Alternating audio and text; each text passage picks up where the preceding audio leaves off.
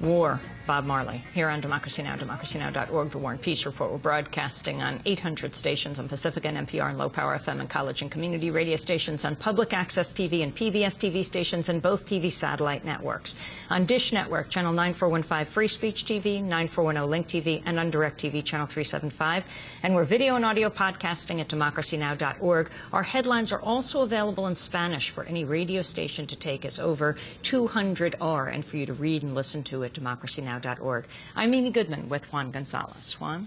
Well, the ousted Honduran President Manuel Zelaya has vowed to return to Honduras within the next few days in an attempt to reclaim power. Zelaya's statement came after the Organization of American States approved a resolution on Wednesday that gave Honduras a 72-hour deadline to restore him to the presidency or face expulsion from that group. In a statement, the OAS said it vehemently condemns the coup, which has, quote, produced an unconstitutional alteration of the democratic order. Earlier, the General Assembly adopted a resolution calling for the immediate and unconditional return of Zelaya to the Honduran presidency. Zelaya was forced out of office and exiled to Costa Rica in a military coup d'etat on Sunday. He is currently in Panama, where he's attending the inauguration of the new Panamanian president. He will reportedly return to Honduras accompanied by the OAS Secretary General, the presidents of Argentina and Ecuador, and the head of the UN General Assembly, Miguel Descoto Brockman. But Roberto Micheletti, who was appointed interim leader by the Honduran Congress just hours after the coup, has given warning that Zelaya will be arrested should he return, regardless of who is traveling with him. The coup has been widely condemned by leaders around the world. The World Bank and Inter-American Development Bank have cut new loans, and some European countries have recalled their ambassadors. The U.S. has not legally classified the removal of Zelaya as a coup, which would automatically lead to the suspension of aid to Honduras, but the Pentagon suspended military cooperation until further notice. Meanwhile, in Honduras, an overnight curfew has been toughened to allow people to be held for 24 hours without charge as protests continue on the streets. Greg Grandin is with us now, professor of Latin American history at New York University, author of Empire's Workshop, Latin America, the United States, and the Rise of the New Imperialism. Welcome to Democracy Now!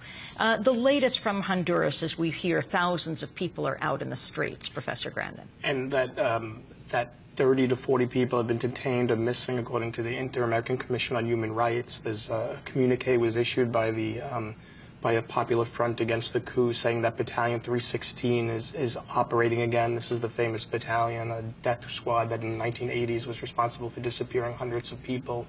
Reports are troubling, and the coup leaders are holding fast. They're being defiant against worldwide condemnation of the coup. Let's go back to 316, Battalion 316. This goes back to the Reagan years with John Negroponte, who was the UN Secretary, the former U.S. Secretary, U.S. Ambassador to the United Nations. You have John Negroponte, who was Ambassador Honduras at the time. In the 1980s, and he was involved in organizing the Honduran branch of the Iran-Contra war, and the Baltimore Sun ran a series of articles that were quite clear that he was involved in the cover-up of a number of death squad executions, over 100 disappearances by Battalion 316.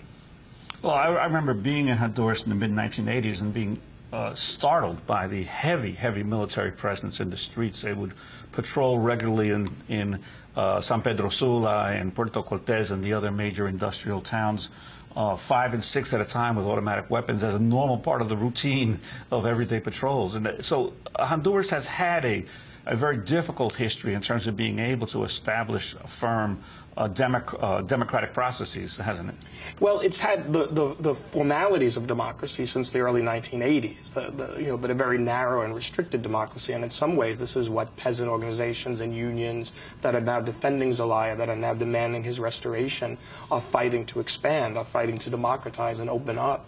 When President Barack Obama says he does very clearly and strongly and admirably that he doesn't want to return to the dark policies of the past, what he's talking about is exactly what you're talking about. When Honduras was effectively an outpost of the United States, some of the worst campaigns during the Cold War. I think the Council on Hemispheric Affairs called it the U.S. battleship that couldn't sink, because it had so many U.S. troops and that were basically administering the area. And it still is the only country in Central America that has a permanent military base, Sotocano military base. And this is another element of a U.S. concern.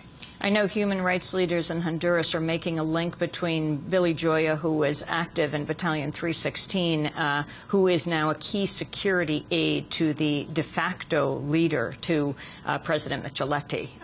I don't know if we should be calling him president. Right, pretended to the presidency. There are reports that repression has increased. They've suspended civil liberties. They've claimed the right to detain people indefinitely past 24 hours. As I mentioned, the Inter-American Commission on Human Rights has said that between 30 and 40 people are detained or their whereabouts aren't accounted for. So, Greg, could you comment about this? The extraordinary nature of this coup is not so much in terms of the coup, but in terms of the response of the other Latin American countries. You're having, I think it's unprecedented that presidents of other countries would offer to escort a deposed leader back to the country to reassume power. Could you talk about how the changing nature of Latin America and how this is so unusual? Yeah, well, obviously, as many viewers of Democracy Now! Will know, that over the last 10 years, there's been this remarkable turn in Latin America as one left or center-left government after another, different in policy and style, but broadly committed to sovereignty and multilateralism, have been elected, have come to power. There was a precedent last year when separatist attacks in Bolivia began to try to destabilize Evo Morales' government, and the U.S. stayed silent and may have had a hand in it. South America was unanimous in condemnation, and Brazil taking the lead in saying that there will be no what they were calling a civil coup in Bolivia. So there was precedent to this outcry that we're seeing with Honduras. And Professor Grandin, can you talk about the U.S. response? Suspending military cooperation, but not calling it a coup, because that would mean they'd have to cut off all aid, which is extremely significant for Honduras, because when we were on with Dr. Almendarez, head of the Honduran Peace Committee, he called Honduras an occupied country, occupied already by the United States, how dependent it is on the United States. Yeah, between the trade, remittances, and foreign aid, Honduras is completely dependent on the United States. The U.S. response has been schizophrenic, and the most generous reading of that is that the U.S. is trying to retain some influence in order to negotiate a settlement without confrontation, without violence. A more skeptical reading would understand the State Department's reluctance to call it a coup legally, although Hillary Clinton has used the word in her pronouncements, but apparently there's a legal definition of what a coup is that they're trying to obtain leverage over Zelaya to back down of some of his populist policies. You could think of it as the Haiti option.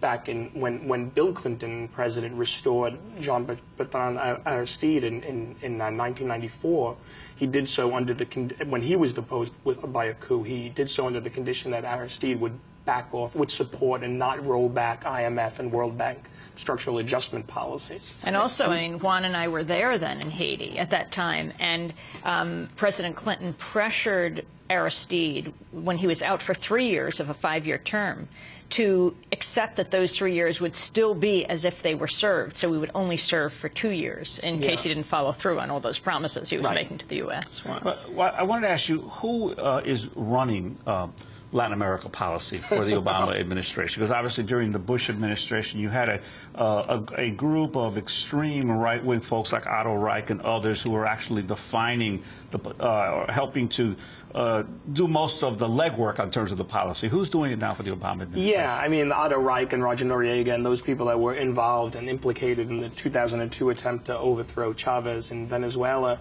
they were largely discredited by the second Bush term and then a more professionalized foreign policy service by Thomas Shannon, who Latin Americans felt was whatever problems they may have had with him was a far cry from Otto Reich and Roger Noriega.